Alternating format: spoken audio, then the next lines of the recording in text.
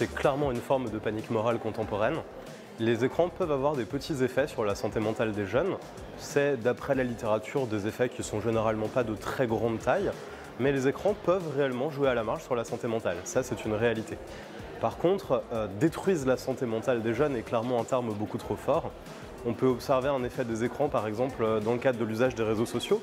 On peut trouver des phénomènes de cyberharcèlement sur les réseaux sociaux. On pense qu'il y a peut-être un effet des réseaux sociaux sur les troubles du comportement alimentaire, par exemple, à travers l'exposition à des vidéos dans lesquelles on montre des influenceurs et des influenceuses très minces et très musclés. Donc on peut trouver des cas dans lesquels les écrans pourraient avoir un impact négatif, ça c'est une certitude. Mais ce sont toujours des effets assez faibles et qui souvent touchent des jeunes qui avaient déjà des vulnérabilités préexistantes. On ne connaît pas vraiment de situations dans lesquelles l'exposition à un écran, quel qu'il soit, au numérique, quel que soit le support, crée un effondrement complet de la santé mentale du jeune. Les phénomènes, par exemple, selon lesquels l'écran causerait de l'autisme chez les jeunes, sont vraiment une invention de la panique morale populaire. Il n'y a pas non plus d'épidémie d'addiction aux écrans comme on l'entend souvent. Il y a des usages problématiques des écrans. C'est le cas quand un jeune passe beaucoup trop de temps sur un contenu numérique d'un certain type au détriment de ses autres activités, par exemple. Mais ce n'est pas d'un phénomène d'addiction qu'il est question ici. Ce n'est pas du tout les mêmes mécanismes qu'on a des addictions à des drogues, par exemple. La question des conditions dans lesquelles les écrans vont avoir des effets positifs ou négatifs est vraiment très complexe parce que les écrans sont des supports extrêmement diversifiés. Il n'y a rien de commun entre ce qu'on fait sur un téléphone portable pour envoyer des SMS à ses amis, l'exposition à la production de vidéos TikTok par exemple, ou bien jouer à des jeux vidéo sont des contenus qui sont complètement différents et qui ont aussi des effets complètement différents. Mais pour faire simple, on peut dire que ce qui a des effets dans les écrans, c'est beaucoup le remplacement d'activités, d'une part, donc c'est le temps que je passe à réaliser des activités sur écran au détriment d'autres choses. On sait par exemple que le fait de passer beaucoup de temps devant la télévision quand on est un très jeune enfant, moins de 3 ans par exemple, va retarder un petit peu le développement du langage parce que l'exposition à l'écran empêche, mange du temps qu'on aurait autrement consacré à des interactions avec ses parents par exemple, à des échanges verbaux qui auraient permis au langage de mieux se développer. Donc la première chose qu'on peut dire, c'est qu'il faut un usage raisonné où on fait un peu d'autres choses, il faut une diversité d'activités en fait.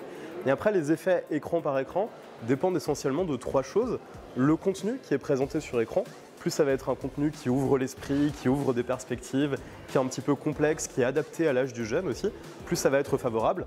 Un documentaire, c'est plutôt pas mal. Un contenu où c'est très inadapté à l'âge, c'est plutôt une mauvaise idée. Il faut un support qui rend actif, ça c'est l'effet du contenant. Plus on produit des choses, plus c'est positif. Envoyer des textos à ses amis par exemple a plutôt un effet bénéfique sur l'orthographe des jeunes, contrairement à ce qu'on pense souvent. Le fait de produire des textos en écriture SMS a un effet bénéfique sur le développement du langage parce que ça rend producteur, ça oblige à produire du langage et tout ce qui conduit les jeunes à écrire a plutôt tendance à les aider à développer leur langage. Donc un contenant qui rend actif et puis la troisième chose c'est les effets du contexte. Plus l'usage est raisonné, encadré par les parents, donne l'occasion d'avoir des échanges avec les autres, plus ça va avoir des conséquences positives. La question du pourquoi les écrans créent une panique morale est vraiment très délicate, parce que c'est un phénomène intemporel en tout cas. Il y a toujours eu des paniques morales face aux changements technologiques. Il y a eu une panique morale du flipper, une panique morale du Walkman, une panique morale du train. Il y a eu une panique morale des jeux de rôle dans les années 70 à 90 surtout, où les parents pensaient que les enfants qui faisaient du jeu de rôle allaient sacrifier des poulets dans les cimetières la nuit. On est toujours un peu dans la fin de la phase de la panique morale sur les jeux vidéo. Les jeux vidéo rendent violents, les gens qui jouent à des jeux vidéo vont commettre des meurtres de masse. Et puis dans quelques années, ou quelques mois d'ailleurs, on va voir apparaître la panique morale de l'IA, dans laquelle les gens vont penser que l'IA dissout le cerveau des enfants et abîme la santé mentale des jeunes. Donc il y a toujours eu des paniques morales, il y aura toujours des paniques morales dès qu'on introduit des changements.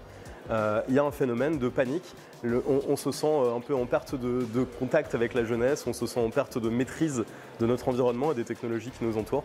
Donc c'est vraiment un phénomène normal. C'est un phénomène qui recouvre une réalité aussi, même si c'est décrit de façon très excessive quand on dit le numérique détruit la santé mentale des jeunes.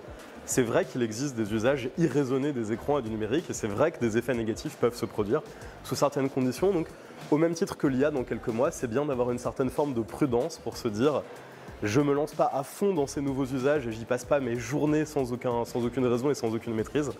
Mais la panique morale en elle-même est juste une peur du changement, je pense qu'il faut modérer et combattre un petit peu.